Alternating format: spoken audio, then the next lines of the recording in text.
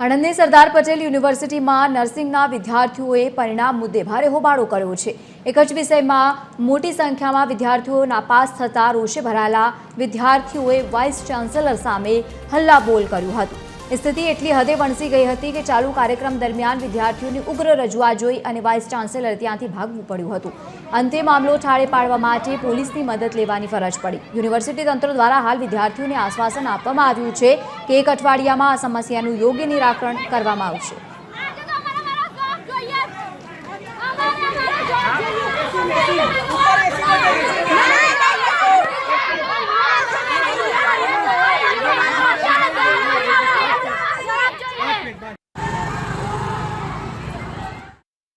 मनन शू कहेवुं छे विद्यार्थीओनुं एक साथे मोटी संख्यामां विद्यार्थीओ नापास थया।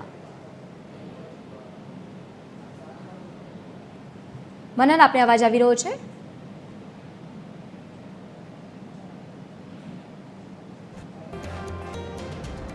संपर्क साधवानो प्रयत्न करीशुं। जे प्रमाणे अत्यारे परिस्थिति बगड़ी गई हती, विद्यार्थीओ मोटी संख्यामां पहोंच्या अने विरोध करता देखाया। बीजी तरफ वाइस चान्सलरने भागवानो वारो आव्यो हतो। महत्वपूर्ण है कि आ स्थिति ने पहोंची वळवा माटे पोलीस बोलावવાનો पण फरज पड्यो हतो। एकाएक विद्यार्थीओ भेगा थया अने त्यारबाद विरोध करता देखाया। एक साथे मोटी संख्यामां विद्यार्थीओ एक विषयमां नापास थता भारे आक्रोश फैलायो हतो। विद्यार्थीओना विरोधना कारणे वाइस चान्सेलर चालू कार्यक्रममां भाग्या हता। વધુ માહિતી સાથે સંવાદદાતા મનન જોડાયા છે। મનન, વિદ્યાર્થીઓનું શું કહેવું છે? વિરોધ કરતા દેખાયા છે।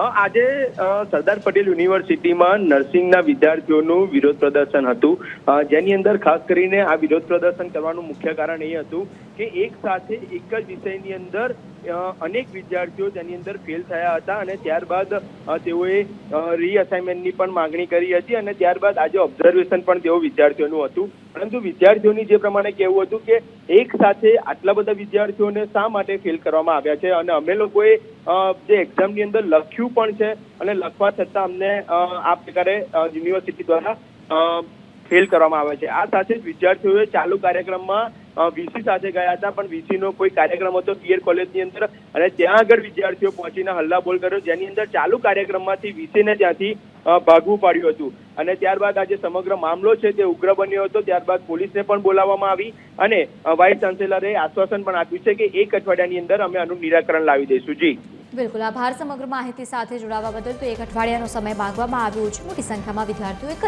એક જ સબ્જેક્ટમાં નાપાસ થતા વિરોધ કરતા દેખાયા।